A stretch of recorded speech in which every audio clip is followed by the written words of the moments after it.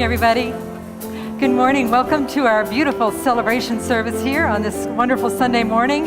Here we are at the Ventura Center for Spiritual Living. I'm Reverend Bonnie Rose, and it is great to see you in all of your glory. Why don't we start our service by of the words of the inner stillness. Allow ourselves to become still and know as we listen to the words of our sacred reading. From Whatever Arises, Love That by Matt Kahn. When I'm sad, I deserve more love, not less. When I'm angry, I deserve more love, not less. When I'm frustrated, I deserve more love, not less. When I'm hurt, heartbroken, ashamed, or feeling guilty, I deserve more love, not less. When I'm embarrassed by my actions, I deserve more love, not less. Equally so, when I'm proud of myself, I deserve more love, not less.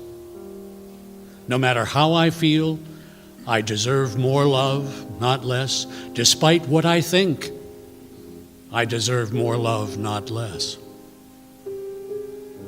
No matter the past I've survived, I deserve more love, not less. No matter what remains up ahead, I deserve more love, not less. On my worst day, I deserve more love, not less. Even when life seems cruel and confusing, I deserve more love, not less. When no one is here to give me what I need, I deserve more love, not less. In remembering the greatest way I can serve the world, I deserve more love, not less. No matter what I'm able to accept, whomever I cannot forgive, or whatever I'm unable to love for whatever reason, I deserve more love, not less. And so it is. And so it is.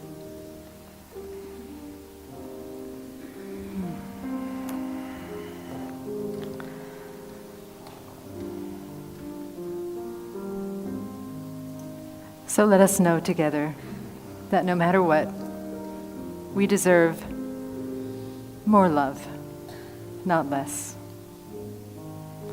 Let us our singing of I Am Remembering be an affirmation of this as we remember the truth of love that is the ultimate reality of all of us.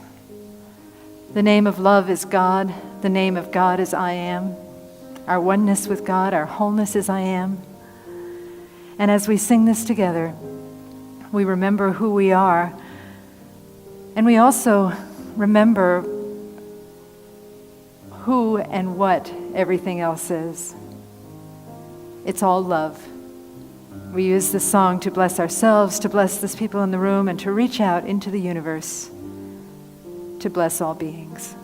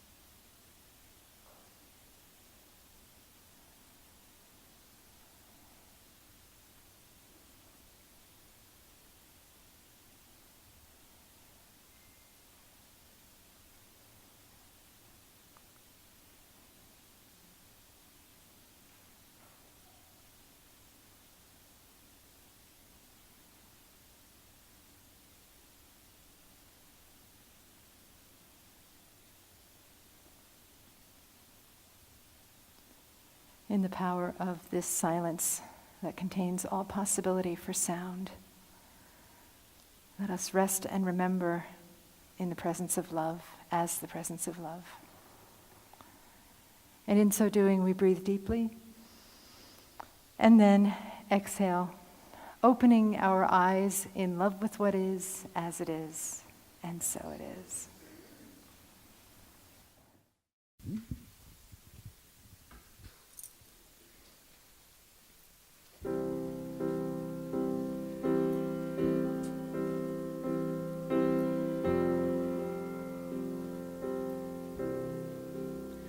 When your days are short and your nights are long, when you feel you're not where you belong, when you know what's right but you do it wrong, I will sing you a song. When you're moving on but you're not quite free, when no one's there as far as you can see, when it takes your all just to let it be, I will sing you to me. I will sing, I will sing, I will sing, I will sing.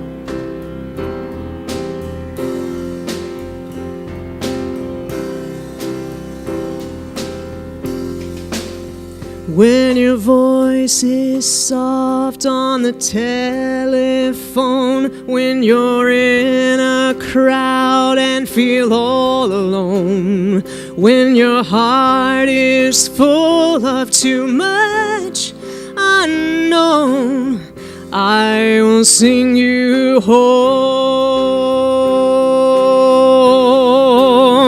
I will sing you, I will sing you, I will sing, I will sing you home. I will sing you home. I will sing you home.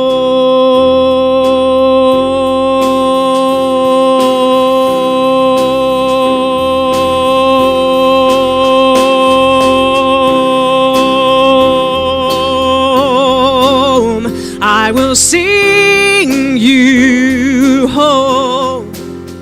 I will sing you home. I will sing you home. I will sing you home.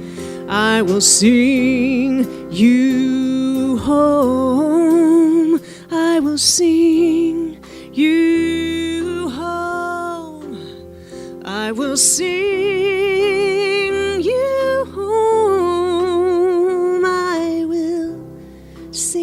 you home. I will sing you. I will sing.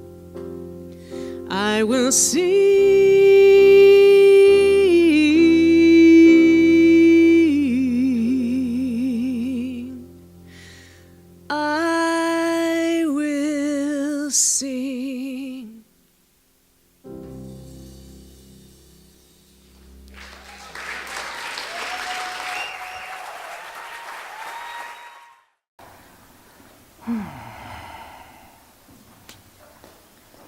All right, just seeing who's here.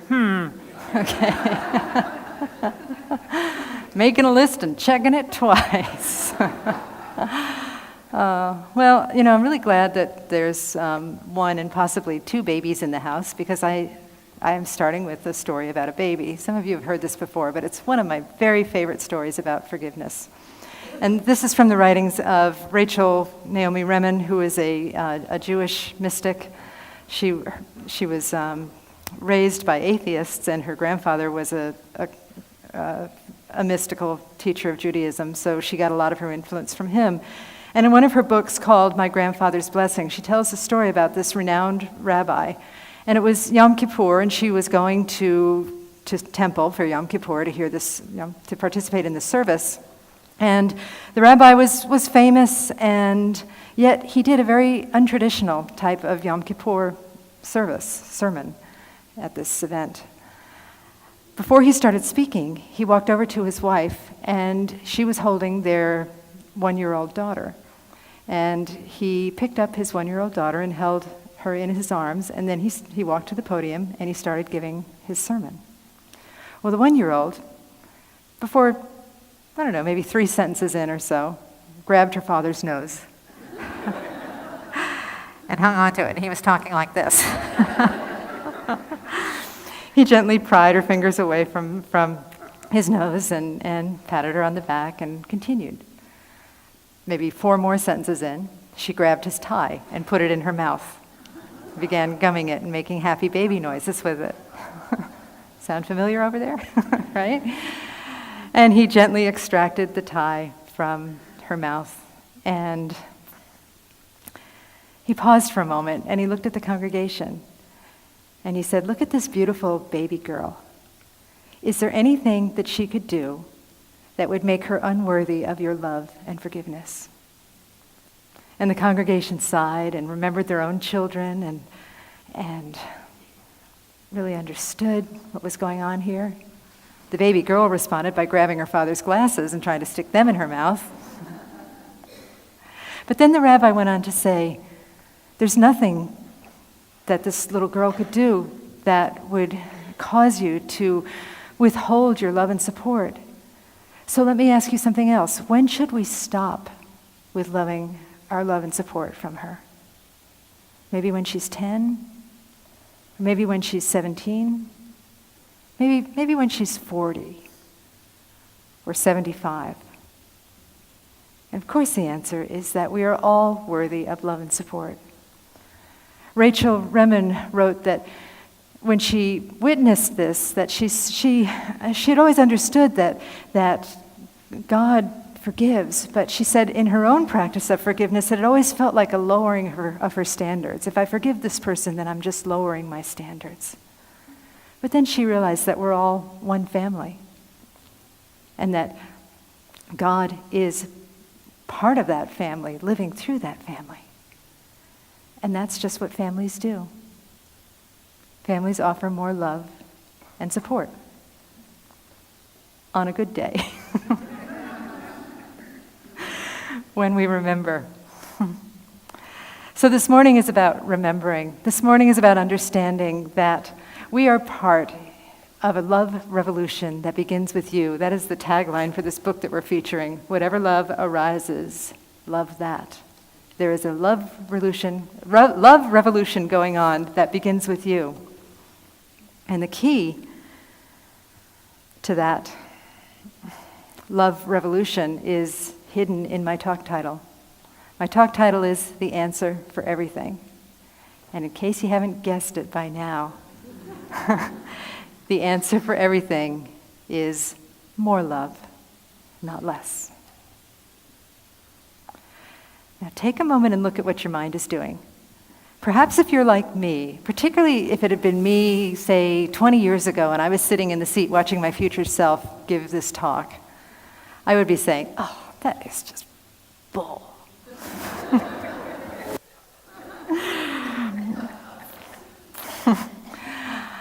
It's too simple. You know, a little over 20 years ago, I was living in New York, and therefore I was very sophisticated, right? And I would have said, that's just so rah-rah. I mean, why don't we all just join hands and sing Kumbaya? And then there's my other favorite objection, my personal favorite. Yeah, what about Hitler? You know what I teach in this church. Let's see if we can do this together. Jesus said, love your, but don't start with. That's exactly what Jesus said, okay? He went on to say, you work your way up to the really, really, really difficult people to love, all right? So those are some of the objections. And they seem so real, don't they? But here's the thing that I've been looking at this past week. I've been looking at this through this lecture that I listened to of this idea of how the way that our brains work. Our brains are designed that when we tell our brain something, it believes it. It's very much like the law. The brain says yes. We tell our brain something, and the brain says, okay. Now, I'm not sure exactly who's doing the telling. That question came up when I was chatting with my husband about this. Who is actually telling the brain what to think? Okay, that's a bigger question, possibly not one for right now, but it could be that I've heard that the left brain is talking to the right brain, and I've also heard that there's a sea of thoughts and that there is an eternal choice maker that kind of runs on habit that is choosing from this sea of thoughts, this race consciousness, the consciousness of the human race. But anyway, something is telling our brain what to think all the time, and because we're thinking it, the brain says it must be true. It must be true. And then the brain, because it's what the brain does in terms of neuroplasticity, it starts making connections. So when we sleep, our brain is making connections with what happened the day before and relating it to every single thing that happened in our lives. The brain is constantly making connections, and it forms these things called neural grooves, and that is the line of our thinking. And we think that our thinking is true. Not only that,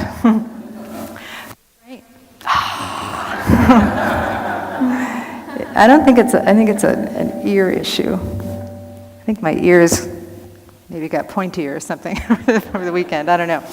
Anyway, so the brain, it believes what you tell it. The brain makes connections. I'm picking you up in a minute if this doesn't cooperate. The brain it makes connections, and then the brain starts rearranging our perception so that the external world reflects the belief of the brain. You get that? It's kind of like the autocorrect feature on your phone. I was thinking about this last week. Just show of hands, who has had a major autocorrect fail in their life? A lot of us, right?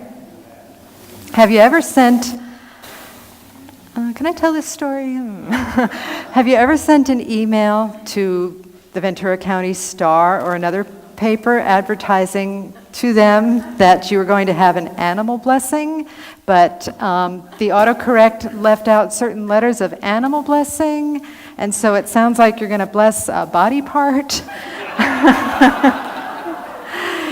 And if you're not catching it, just imagine the minister with her holy water and calling everybody to the front and saying, okay, bend over.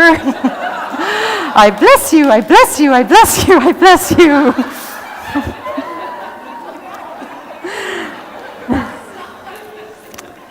Yeah. That was my most colossal autocorrect fail. If you ever want a really good laugh, go to a website called damnyouautocorrect.com and look for the 50th funniest autocorrects. You will laugh out loud. I was getting my toenails painted yesterday, and I was hysterical laughing. I don't know what the toenail painters were thinking, but I just could not stop laughing. It was so funny. Here's a clean one, okay? Here's one that I actually can tell in church.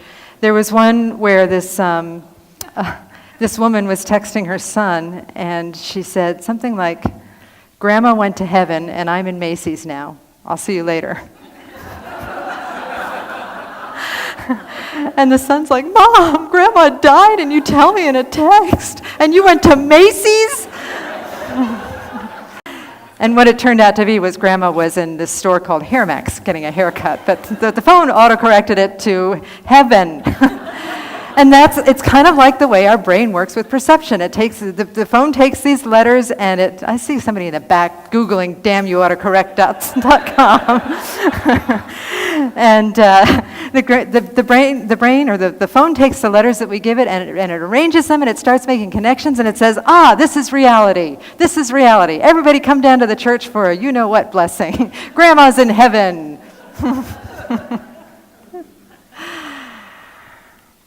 Fortunately, we can intervene because the phone doesn't have free will. The phone just takes what we give it. But we have this other choice maker within us that can start intervening and can start forming new neural grooves and neural pathways and neural connections in our minds. One of the challenges with that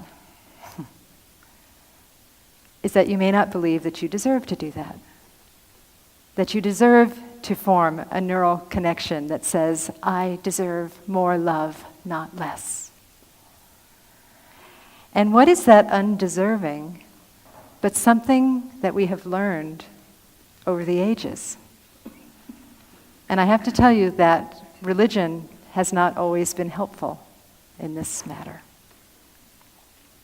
You know that I was raised in a Christian church, in a very, very sweet, grace-filled, kind, open-minded Christian church.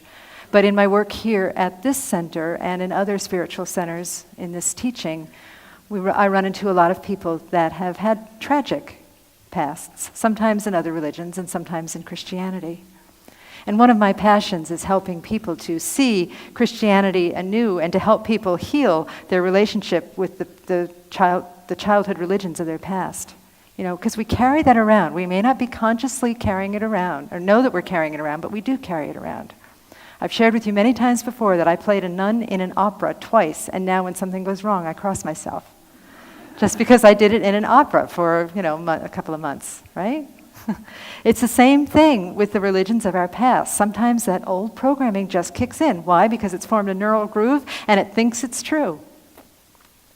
So think about, collectively, some of the things that we've heard about the religions of our past. And I'm going to pick on the Judeo-Christian tradition. It's because it's the one that I know the best, the one that I was raised in.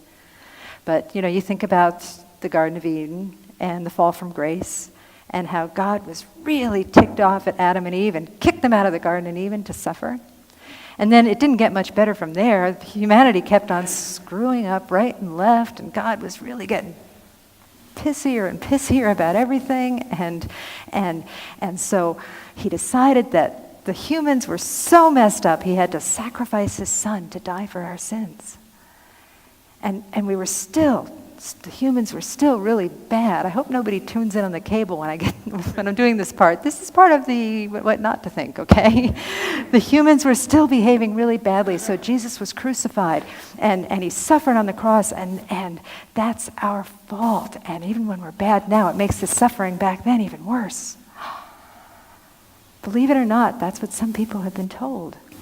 And that's some of the baggage that we carry with us.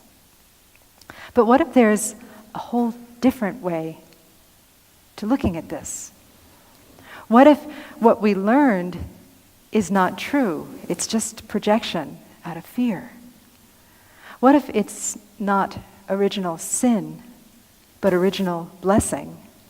Or what I'm fond of calling it now is original innocence.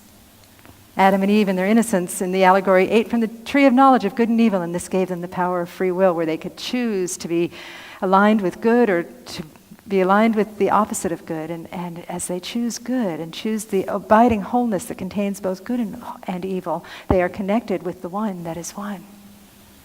Original innocence. And in terms of the crucifixion,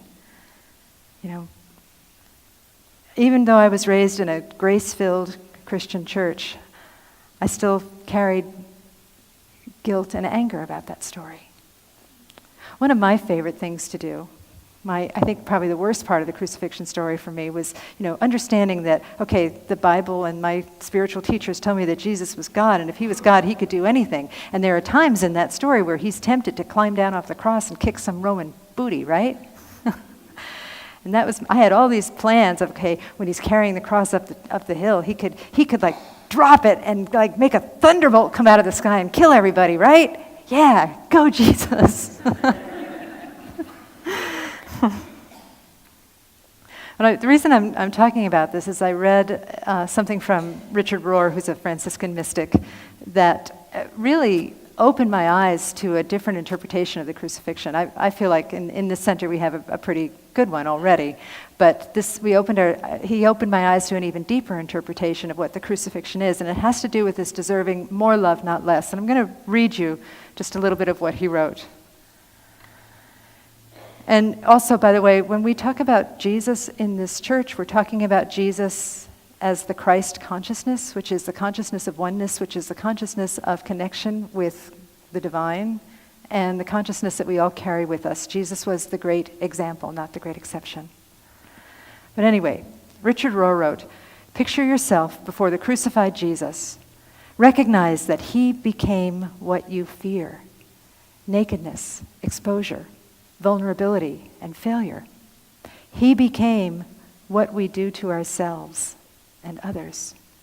He became the crucified so we would stop crucifying. He refused to transmit his pain onto others. In your imagination, receive these words as Jesus' invitation to you from the cross: My beloved, I am yourself. I am your beauty. I am your goodness, which you are destroying. I am what you do to what you should love. I am what you are afraid of, your deepest and best, most naked self, your soul. Your sin is only what you do to harm goodness, your own and others. You are afraid of the good, as you are afraid of me. You kill what you should love. You hate what could transform you. I am yourself. I am all of humanity." So you get that? I hope so. What that means to me is that in the allegorical figure of Jesus, or the historical figure of Jesus, whatever you choose to believe, that he was a failure, he was broken, he was naked, he was appearing weak, he was humiliated, and all of that stuff is the stuff within ourselves that we tend to crucify. We crucify it by pretending that it doesn't exist. We crucify it by running from it. We crucify it by projecting it outward onto other people. All of this brouhaha that's going on in the world right now, that is all projection of our own internal pain. Not our own individually, but our collective internal pain. And the time is now to do something else. We think about in the crucifixion story how what Jesus did, the response to the crucifixion, was not to get off the cross and kick some Roman booty, was not to can't say it, sorry. Okay, I'm stuck in what I can't say. Not to be a bad, yeah, she's like, say it anyway, we don't care. No. Not to project his victimhood out onto others, but to bear all of it with the heart of compassion and forgiveness. Father, forgive them, for they know not what they do. When we are feeling our own shame, when we are feeling our own pain, when we are feeling our own regret, when we are feeling our own nakedness and vulnerability, when we are feeling our failure, Father, Mother, forgive me, for I know not what I do. I call upon the highest power of the universe to love through me. I call upon love to move through me and forgive me, because I know not what I do. I deserve more love in this circumstance, not less. Another objection that you may have about deserving more love and not less is you may say, okay, that makes perfect sense, but how? How do I do that? First thing I want to say about that is, if you don't know how to give yourself more love and not less, that you may be actually in a very strong place. Because our egos are busily trying to figure out, okay, how do I do this more love and not less thing? I need a checklist. I need some type of a measurement to know that I'm doing it right. How do I give myself more love, not less? Let all of that go. Understand that you do not know, and call upon the highest power of the universe to teach you step by step, moment by moment, how to give yourself more love and not less. The practice of loving ourselves, or spiritual awakening, or anything like it, is very much like dealing with insomnia. Has anyone here ever had insomnia? I had insomnia for about a year. I had a challenging year, both personally and professionally, in 2015, and I felt like my nervous system was somewhat fried, and one of the results of that was I could not sleep. And I fought with insomnia. Because that's what we do. When we can't sleep, first of all, we pretend that this is just a fluke, and any minute now we're going to fall asleep, right? It's kind of like when you're cold in bed and you're like, well, if I get up, I'll be colder to get a blanket, right? So we pretend that we don't have insomnia, but if we do have insomnia, we fight with it. If we recognize that we do have insomnia, we fight with it, we wrestle with it, we try and force ourselves to go to sleep. The same thing is true with awakening. We can't force ourselves to awaken. The way that I handled my insomnia was paradoxical, but I think it applies to the application of spiritual principle as well. A couple of months ago, I just decided that I wasn't going to fight my insomnia anymore. It must be happening for a reason. I was going to learn to love it. I was going to welcome it. I was going to celebrate it. And so I started doing that. And what happened, without really knowing what the path would be, was that through some miraculous event, I got this little tablet, and now I have my little tablet in my bed, and when I can't sleep at night, I put my earphones in, and I put on like a little TV show or some metaphysical thing that I want to listen to, and within 10 minutes, I'm... But the weird thing is that after I started doing that, I would be going to bed at night, and I'd have this little secret voice inside me going, oh, I hope I have insomnia tonight. That was so much fun. You know?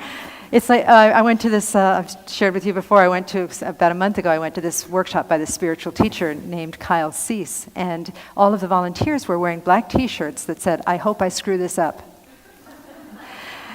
And I think that's from another speech that he's given where the basic gist of that, of saying, okay, I hope I have insomnia, I hope I screw this up, it means that you have made peace with insomnia. It means that you have made peace with screwing it up. It means that you have made peace with being a failure. You have let go of the resistance to any of those things that we fight so hard to resist, and that is where your true power lies, in letting go of the resistance and letting the wholeness of spirit that embraces both the darkness and the light, the successes and the screw-ups, the sleeplessness and the sleep, all of that is who you are, and when you make peace with all of it, you are incredibly powerful and wise and wonderful, and you are incredibly powerful and wonderful and wise on behalf of all beings. Yes. Thank you, Shali. Just in case you do long for a checklist,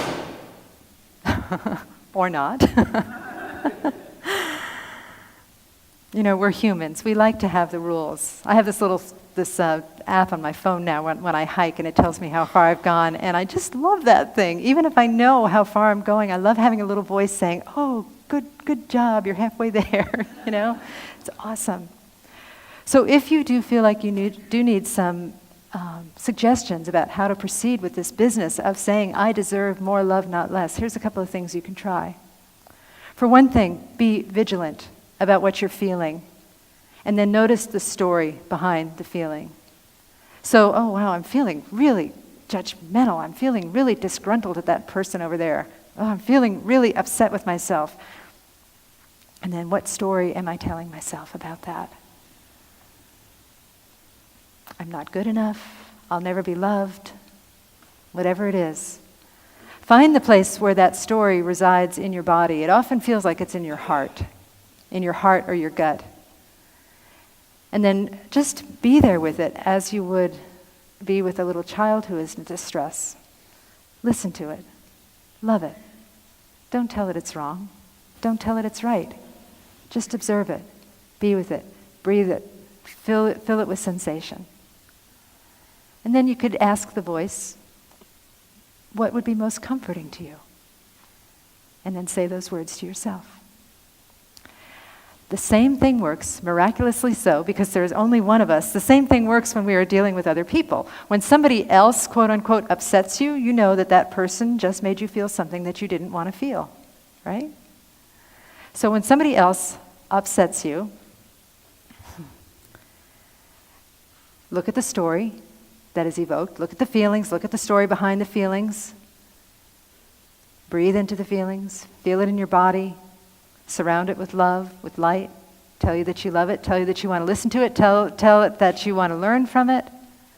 And then you could always, to take it a step further, ask yourself, what do I wish that person had said to me? And then say that to yourself.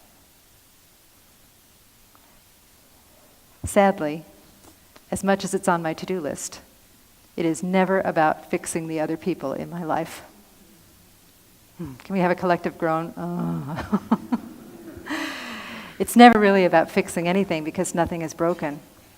We serve these forsaken parts of ourselves, not because they are broken, but because they are holy. So in the allegory, the story that I told at the beginning about Rachel Remen and sitting in front of this renowned rabbi, and he was holding his infant baby daughter, you know that at one time you were a cherished infant that was held by somebody. And the truth is that really not very much has changed. You still are a cherished child, held in the arms of life, in the arms of love, in the arms of God.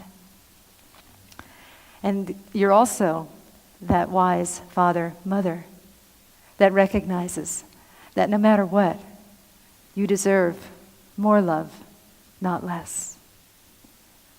What if today you were committed to being that place that recognizes that you are that beautiful child and also that divine parent that brings it home, that calls it into the fullness of God, that embraces all of the parts that you once thought were inadequate and forsakable, that loves everything, that knows without a doubt that you deserve more love, not less. I'm going to close with a quote from our featured book. With love as your remover of obstacles, delivering frequencies of light into every aspect of your being, you are assisting in the awakening of the world simply by daring to shine more brightly. Simply by being willing to give yourself more love, not less. By being on the receiving end of your own emotional support, you allow the innocence in every heart to end all fights, heal each wound, and surrender every judgment. So will you allow yourself to shine more brightly? Will you give yourself more love, not less? Will you be the answer to everything? Because you are. And so it is. Let us pray.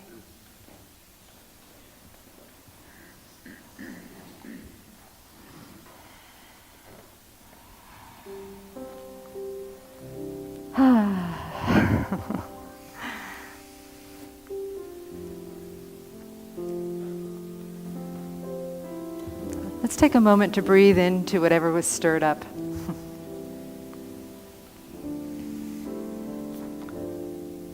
Just notice how you're feeling right now. It could be anything. Anything is welcome in the kingdom of heaven. You could be feeling joy. You could be feeling sorrow. You could be feeling excited. You could be feeling bored. You could be hungry. You could really want some candy right now. I know I do. Just notice what it is and just feel it and see what it feels like in your body. And then just as that beautiful rabbi's arms enfolded his daughter, allow the arms of your inner mother, father to enfold this place within you. Whether it's something you have labeled good or bad or in between, just know that it is part of you and therefore it is holy. From this place, let us recognize that we have the courage. We have the courage to look at anything in our lives that has once caused us pain, that has once caused us to feel shameful or cast out. We have the courage, because we are one with God, to go to the dark places that we have not explored before. And we have the courage to love ourselves, because it does take courage to step out from our old programming, to step out from the programming of the race consciousness, the human consciousness, and to move into fuller and fuller expressions of love for the self and love for all beings. Let us know together that we are not only capable of doing this, we were made to do this. And so together we step into our divine birthright as one, as individuals, but as one in this collective body of individualized expressions of spirit where we support one another, where we hold each other up, where we remind one another, yes, you are the love of spirit here on earth, sent to love yourself at ever, ever expanding deeper levels, sent to love all beings. Your embrace of your innocent heart awakens the innocence of others. And we hold this vision of an awakened world where beauty is the queen and wisdom is the king. And all beings are enwrapped and enfolded in love, and it keeps getting better and better and better because love is infinite. I am grateful for this vision. I am grateful that we have taken steps towards it today in our transformational work that we have done. I am grateful for every single person here that supports this message, that supported it by showing up and sitting in a seat, or by creating hospitality, or creating music, or running sound, or praying. Whatever it is we are doing, let us know that we have a meaningful purpose and a meaningful point in our spiritual work together. And our work is done on the behalf of all beings. And so with gratitude, I give thanks for this morning, and I give thanks for the transformation that has occurred. I give thanks for all paths to God. I bless all of them. I bless churches, synagogues, temples, ashrams, mosques, and I bless atheists and fundamentalists. For everyone is a blessing. With a heart that is so filled with gratitude and so filled with blessedness, I say, thank you, Spirit, thank you, God, and I release these words into the divine mystery, and together we say, and so it is.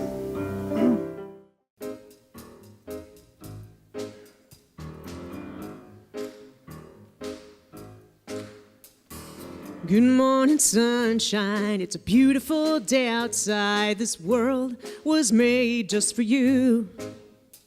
My words cannot express your gorgeous loveliness. You're everything and then some too. You were born to shine. Little sister, all you have is time. You were born to shine. Let it through. Good morning, sunshine. It's cold and dark outside. Sometimes this life is hard to do. But pain cannot suppress your powerful awesomeness. You're gonna rise from this one too. 'Cause you were born to shine. Put your trembling hand in mine. You were born to shine.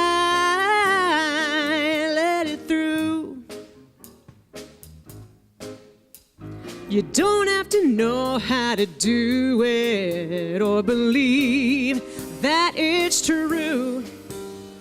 But looking at you, I see sunshine.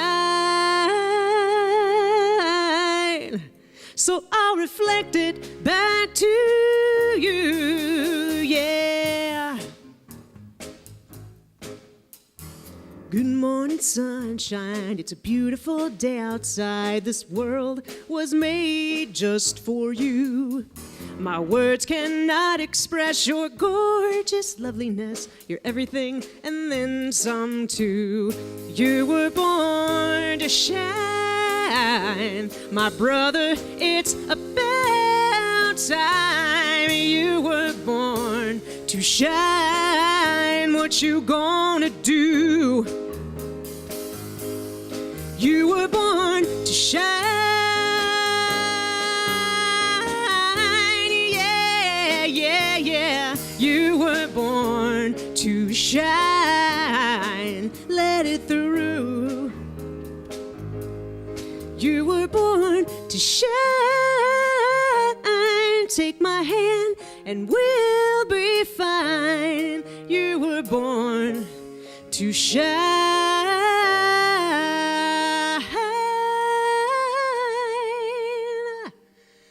So let it through.